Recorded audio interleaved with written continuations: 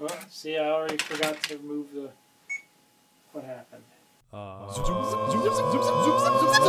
Cooper Studios.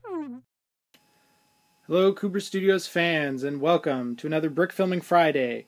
Today, I'll be shooting one of the two shots that appear in my Batman Dark Knight Rises animation that I'm working on. This is another episode for Bricktube, and if you've seen the movie, you know what happens. Spoilers if you haven't seen the movie, but the bat, or still call it the bat wing, comes down, shoots the gun off of this tumbler over here, and then rises back up.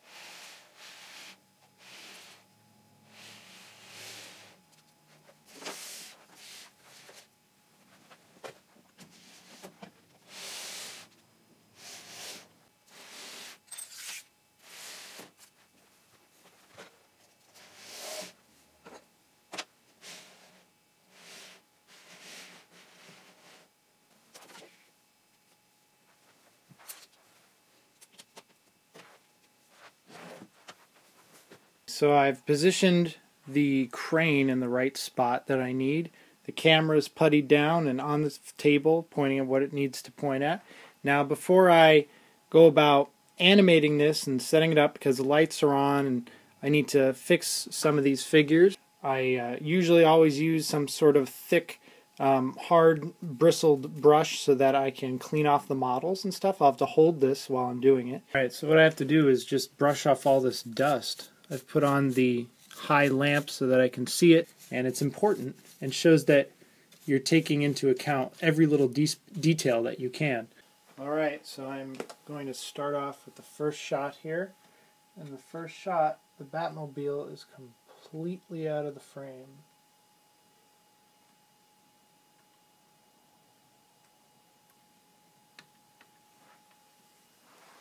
Look at that, that's amazing that I can even do that. And now I'm using a different explosion technique. I've never done this before. These are, I took the inside part of one of the plastic die that comes in the individual games and ripped off the plastic, and so I've attached these things. What I'm going to do is I'm going to spin it at different intervals and change the lengths of the red and orange pegs, and then they're going to it might look like explosions or sparks. The first shot.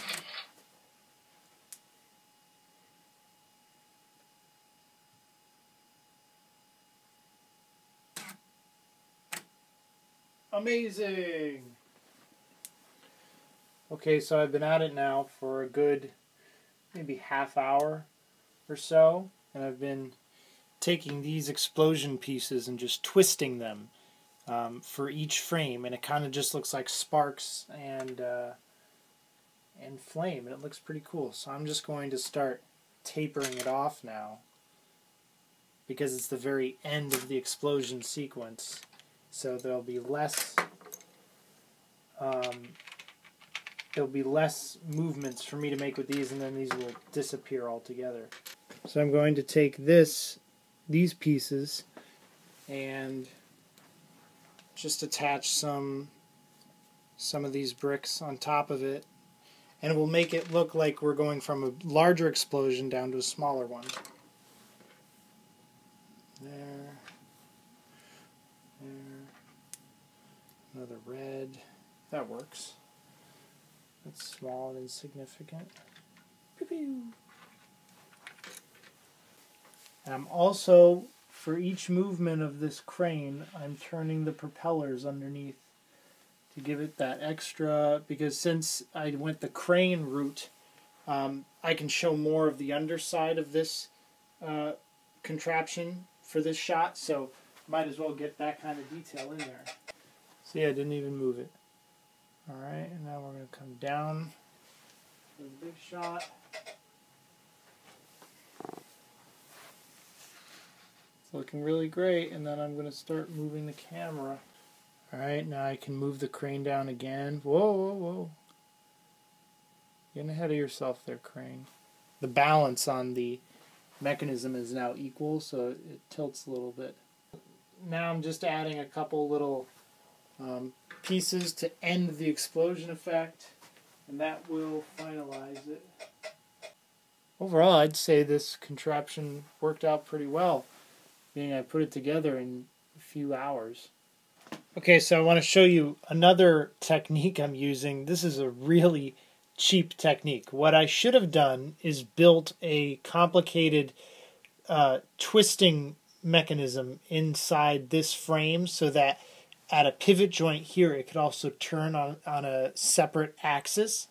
But since I can't do that, I'm taking the cheap way out. I'm going to slide index cards underneath the base here. That's just the camera turning off to save power so it doesn't overheat. And I'm going to move the whole thing just a little bit. And as I prop this up with more index cards, it's going to look like the whole thing is banking. These shouldn't be white because they're casting a reflection onto the animation, but it's very minimal and the camera's pointed that way and I already checked and it looks good. So that's just what I do. So now the next scene is just to, next thing to do is just to turn the propellers, adjust the little flaps that are supposed to be the engine flaps, make it look like it's flying.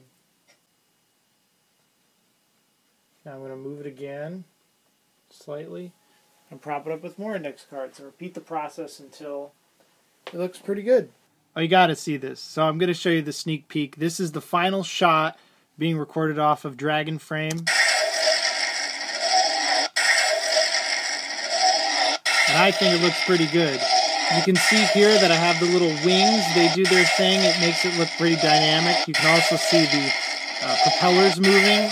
There's no supports under here, no visual effect and After Effects being used. And the explosions, I think they look pretty good.